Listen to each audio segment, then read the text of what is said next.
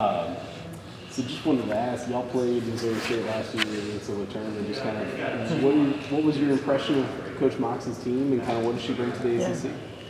Well, I've known Coach Mox for a long time. She's actually a good friend of mine, and I'm just so impressed with her. Always have been, and she just brings she has a great presence. I know she has a great rapport with her players. She's a great X's and O's coach, and just philosophically, you can tell she's about all the right things, in my opinion.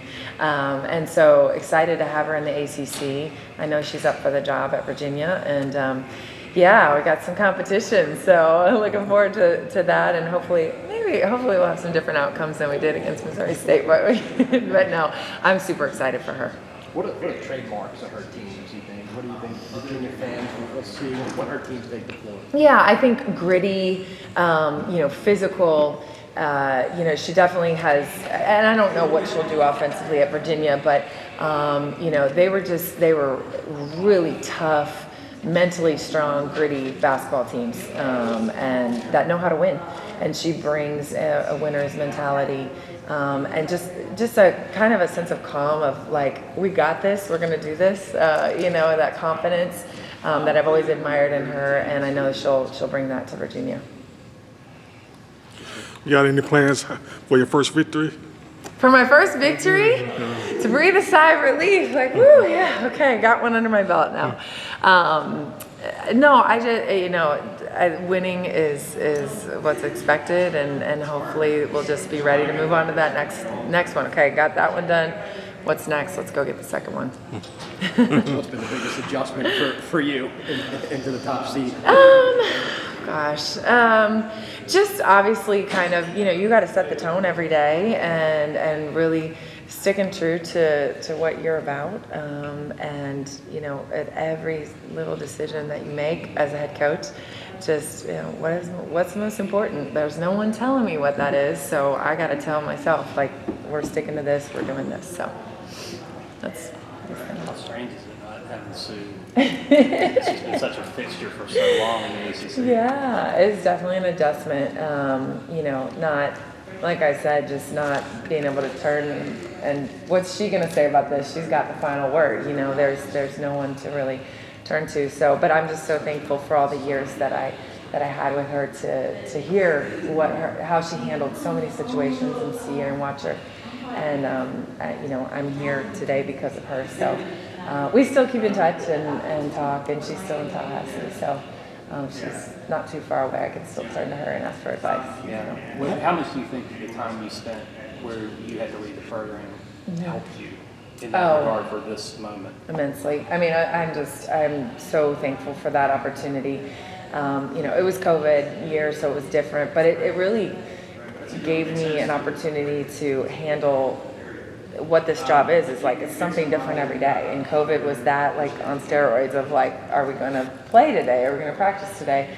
So being put in those situations was really beneficial, and definitely gives me just a sense of like, okay, I've done a lot of this before going into this year, and so we can just build on that. Yeah, what's the transition feel like for you?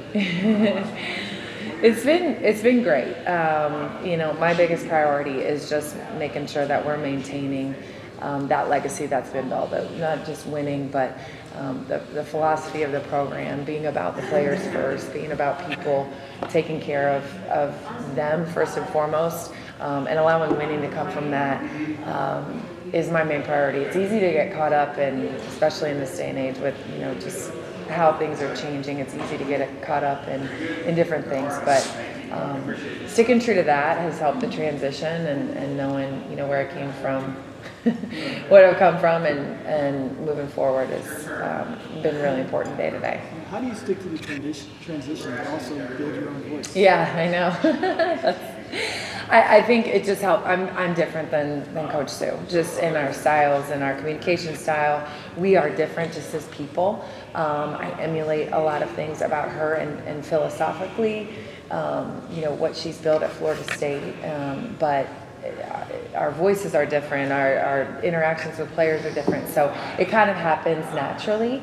And then just basketball-wise, we're just constantly trying to evolve and be better. So it's not like, you know, we're going to stick to, we never really stuck to one playing style either. So that helps. Last couple of years, the transfer portal, because of the COVID year, I'm sure has made it go crazier Yeah, than people thought. yeah. Do you think that'll slow down once these COVID seasons expire? Yeah, I mean, I think so. Right, there'll be a lot less players that have that extra year to kind of play with, you know. So I would think that would slow it down. I'm also curious to see, like, just as we see some of these players transferring and hearing their experiences, and now that players coming into this and parents coming in, see them go through that, for better or for worse, like, will that change the dynamics? Will it slow it down? I don't know. I'm not gonna, you know, expect it to slow down. I'm just gonna expect it to get crazier. It's better to prepare that way. But I am curious to see kind of like that trickle down effect of, you know, I have a lot of recruits' parents say to me, you know, we're not getting in the transfer portal. Like, we're doing this one time. We see what's happening. We're gonna do the right thing the first time.